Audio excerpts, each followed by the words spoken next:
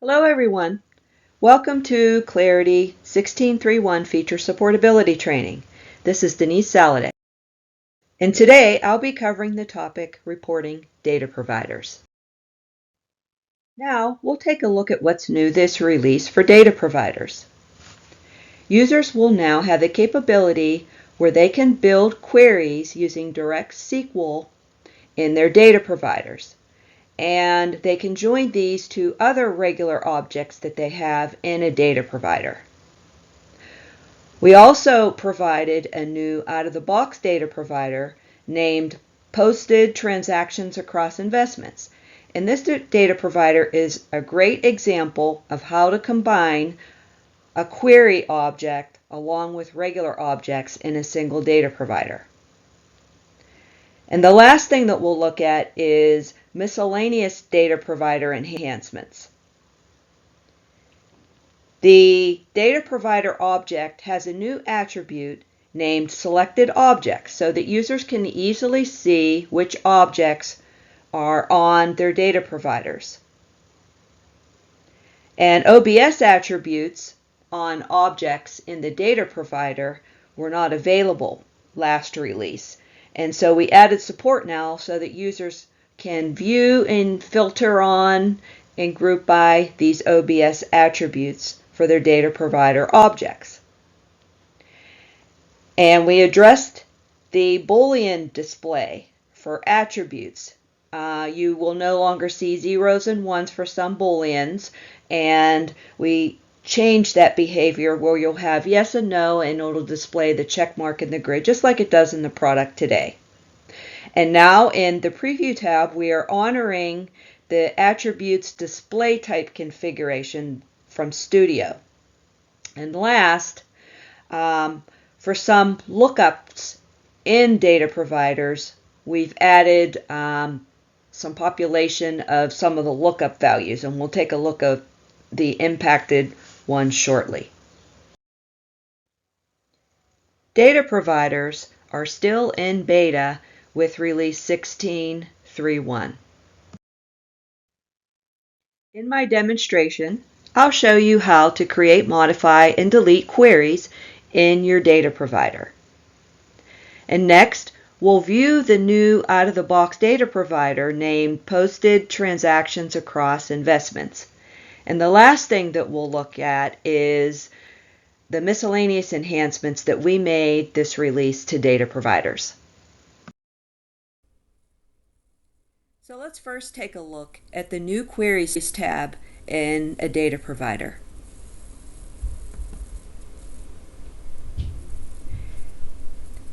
As you can see here, there's a new property called Include Queries, and there's no rights that determine whether this appears or not.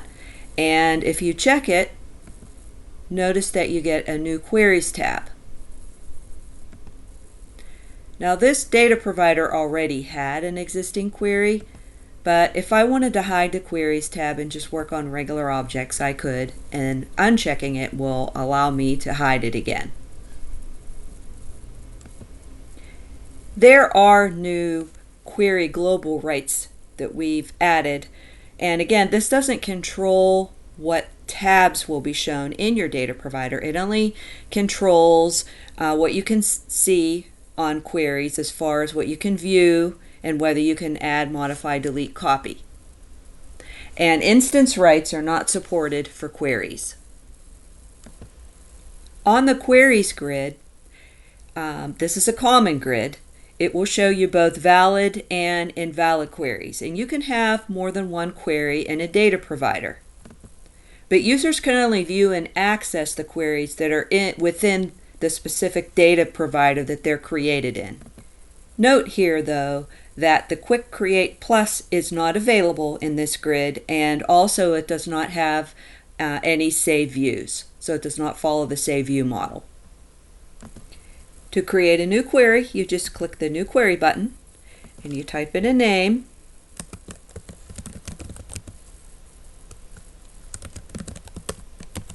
and a description,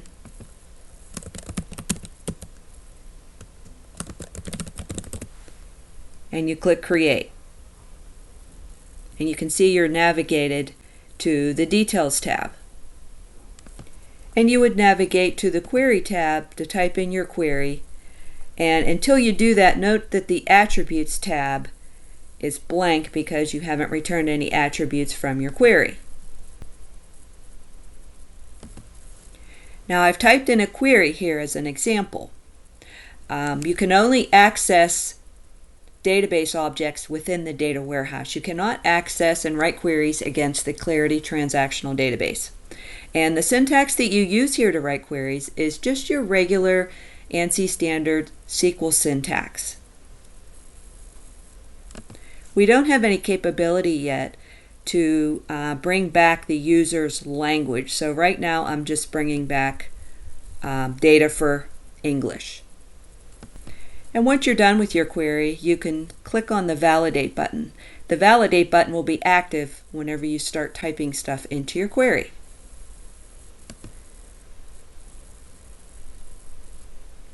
So now that I haven't typed anything new, you can see that the Validate button is inactive now because it's already been validated.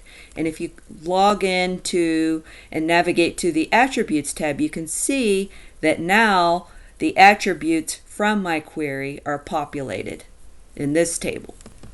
In Data Providers, in the other tabs, users can only access query objects that are actually valid. And you can see that here because I have two and they're both checked.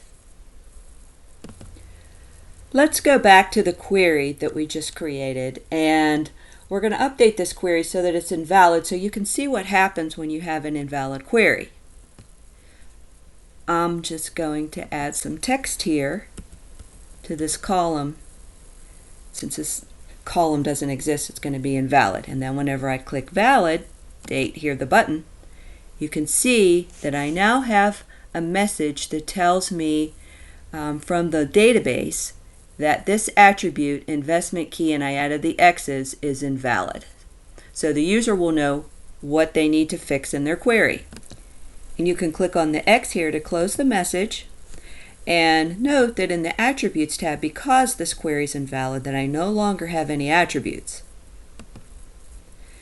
So in order to correct this, I will just remove the 3 X's that I added to this column to make it valid, and the Validate button appears again, and I just need to click it. And now I have a valid query. I have the attributes appearing, and the query is valid.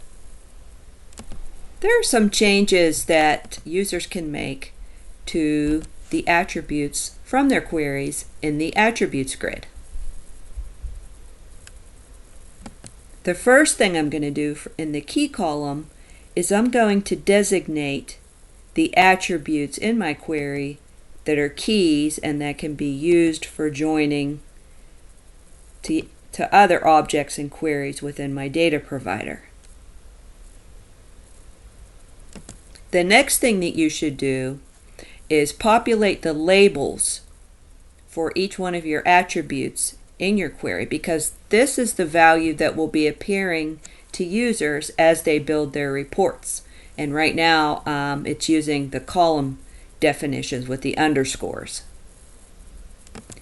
And here I'm displaying a slightly different example. Instead of operating transactions, this one here is for capital transactions. And notice that I also have the labels populated for all of the attributes within this query, and additionally I've added some tooltips for these attributes.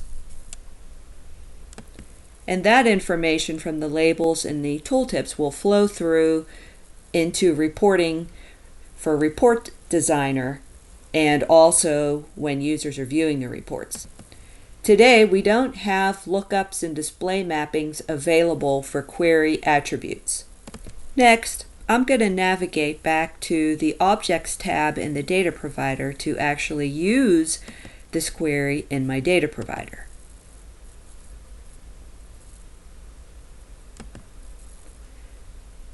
So when you're in the Objects tab now, notice that there's two groupings. Before we only had Objects, which showed all of the regular objects that were available within data providers and their attributes underneath that. But now the second grouping that we have is queries. And in here we will see any queries that we have within our data provider that are valid. And you can see the attributes. This is where the labels come in that we just added to the other screen for all the attributes within the query. I had already selected some attributes from that capital labor posted transactions query, and you can see these are the attributes that I selected, and these here are the ones that I have not. In order to select them, you would just click them and check the arrow to bring them over.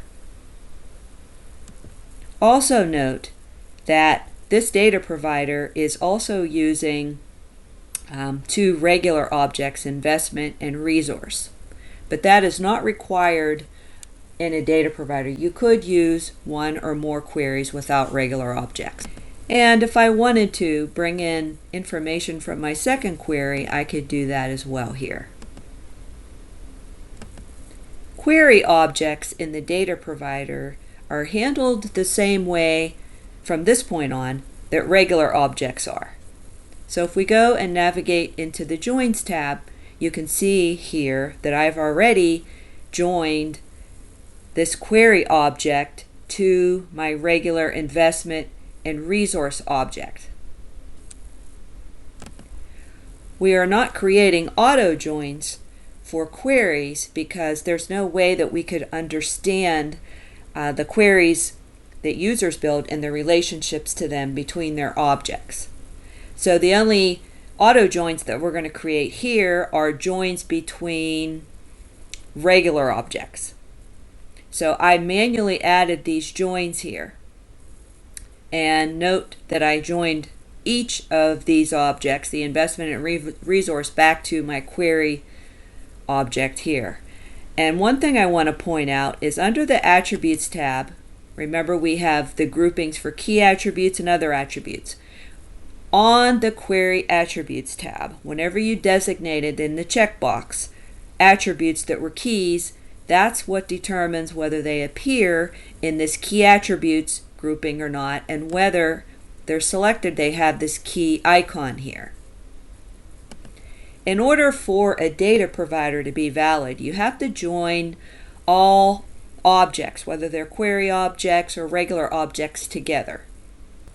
You could also create filters for your join box based on query attributes too. You can see here that I've created one against my query object for actual cost when it's greater than 0. Remember that attributes don't have to be in the selected box to be accessible as filters within your data provider, just like regular objects. They just need to be in your available box. So notice that I have all of the attributes available against my query object. So let's navigate over to pre-filters, which are optional within a data provider. And here you could add pre-filters against your query objects just like you can today for your regular objects. So if I wanted to just say actual cost is not empty, I could easily do that. Under the Security tab, you could secure your data provider, and the options are still the same as they were last release, investment and resource. So you really can't secure your query object, but remember that your query object has inner joins directly to your investment and resource object. So if you secure your investment object, then the query object data will automatically be secured by the investment data. So you'll only be able to see data for the investment that you have rights to from your query as well. So what that means is whenever you're using a query data provider, the only way to secure it for investments and resources is to join it to either the investment or resource object and secure that. The Preview tab is where data provider developers will go to test data in their data provider, and it will include any data that you have for queries. Notice that in the column panel, there's a new grouping here for my query for capital, labor, posted transactions, and it has the attributes from my query that I've selected to be visible in this data provider. And you can build filters here based on attributes within your regular data provider objects and your query objects.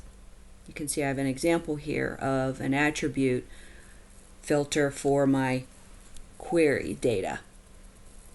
And field level security is not supported in the data provider. And it's important to note that any data provider query metrics, like in this example, quantity, unit cost, and actual cost, they currently do not honor decimal display formats under view options yet. And for troubleshooting your query, you can click the View Query options. And in here, it will include both your query that you built. Here is the example for the posted transactions that I have, as well as the joins to the object that we're using, the investment and resource objects that are regular objects. And further down in this query, you can see the joins for those objects. And you can copy this entire query, which is again is in regular SQL syntax, by using the Copy Query button, and post it to the clipboard, and you can run it in any database tool. Because queries are part of data providers, the workflow for data providers with queries is the same whether they have queries or not. And this is just a recap of that workflow. Users can edit the query name and description attributes directly in the query grid. The attribute here for valid is read-only and is maintained by the validation process.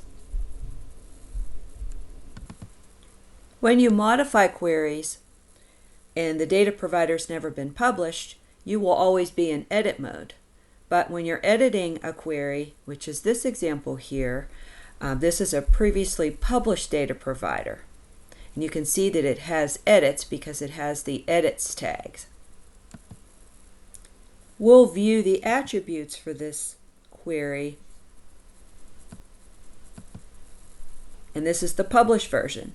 Note that the actual cost label and total cost label is what is actually published and is still used by users. And if we go into edit mode for this data provider and we look at this query, note that a later change that I made is I changed the actual cost label to total cost, and I changed the tooltip from actual cost to total cost. And these are draft changes for the data provider, and users will not see these changes until they're published in the data provider. And if you want to publish those changes, you would do the same thing as you would for other changes in your data provider, and just click the Publish button. Let's make a copy of this data provider.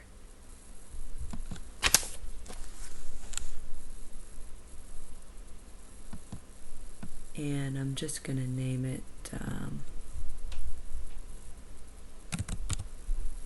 this. And then we'll take a look at the copy that it creates. You can see you get the copy message that it was successful. And this is the copy.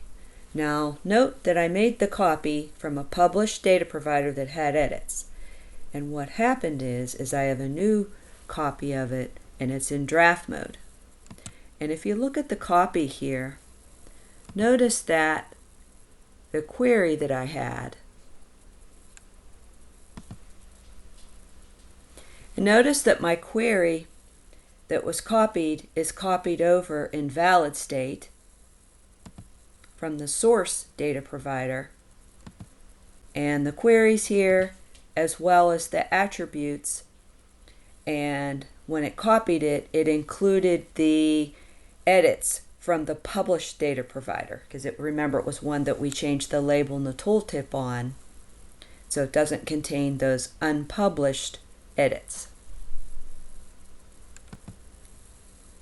And of course, as you would expect, it's going to copy over all the join conditions that you had from any pre-filters you have from your original source data provider.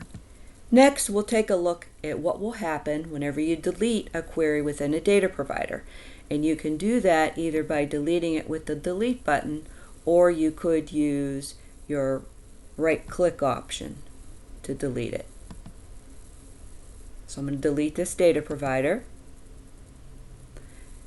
and I'm going to get a confirmation message, and I'm going to click delete. And any references in the rest of the data provider on any of the other tabs to this query object are now gone. Notice I no longer have the query grouping. The query's not over here and as a selected object. It removed all my join conditions because the query object was joined to the investment and was also joined to resource. So now that it no longer exists, it removed them all. I have no pre-filters, and I have nothing to show in preview data. So I'm going to navigate back to my original source data provider, which still has my data provider query.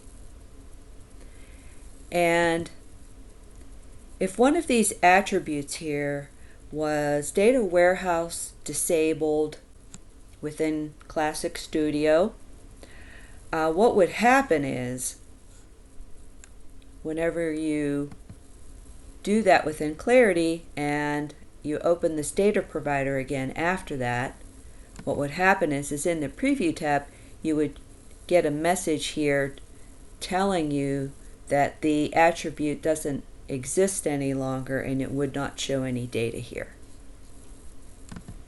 As part of this release, we included a new data provider that has a query out of the box. And you can tell that by the fact that the system is checked on it, which designates our out of the box data providers, and it's called Posted Transactions Across Investments.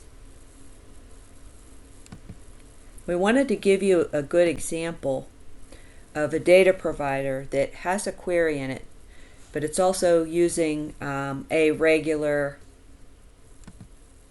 object in here. You can see that this is just posted transactions, and if you go in here you can see the query and the attributes. We didn't add any tooltips, but we changed all the labels for you. And if we navigate back to the objects, you can see that this data provider is joined to the investment, the task, and the resource objects. And the join conditions are here, so you can see how that is done, as well as how we've secured the investment object within this data provider. Another enhancement that we made to data providers is we've added a new attribute called selected objects. And in the data provider grid, you can see easily what objects are used within each data provider that you have. And notice that for the new out-of-the-box one, which also contains a query, that attribute value will show you the out-of-the-box objects as well as any query objects you have in here. In this case, the query object's called Posted Transactions. While filtering isn't available yet on the Selected Objects attribute, we're hoping to do that later. Beginning this release, we are providing support for objects which have OBS attributes, But those attributes, they will need to have an API alias, and they will also have to be data warehouse enabled. And I can show you an example of one that I have set up here in the My Projects data provider. So if we go to Objects, notice that in the project object, I have an OBS here that I've enabled called Department OBS. So I can select that into my data provider. I could also add any filters for it here on the Joins tab. It's available here for filtering in the Pre-Filters tab as well. So I could build filters on it. And in the Preview tab,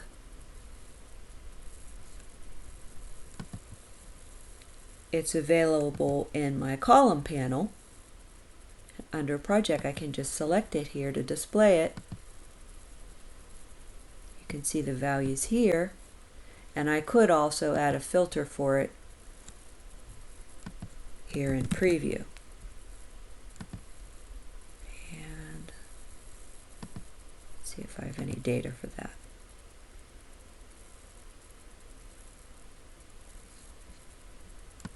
And everything within corporate IT is displaying here in the Preview tab.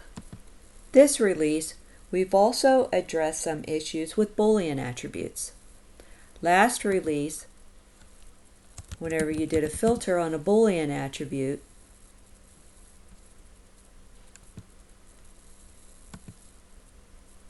you would not receive the yes and no as an option. And you can see here that it's available now for filtering. Additionally, last release, some of these Boolean attributes were displaying zeros and ones instead of the check mark for Booleans like we do in Clarity today. And as you can see here, we've addressed that as well. The last thing that I want to cover is in reporting, we've made some improvements to the way that some of the lookups are behaving. And this here is an example of one. I made a copy of the assignments across investments out of the box data provider, and I created a filter here in the Preview tab for investment name on the assignment. Now, last release, when you clicked investment name, you didn't get a list of all the investments. You would just get, contains, and you'd have to type something in. But we're continually improving this user experience, and we're, trying to provide the lookup display values. And that's something that we'll continue to work on. And this concludes the topic for reporting data providers. Thank you.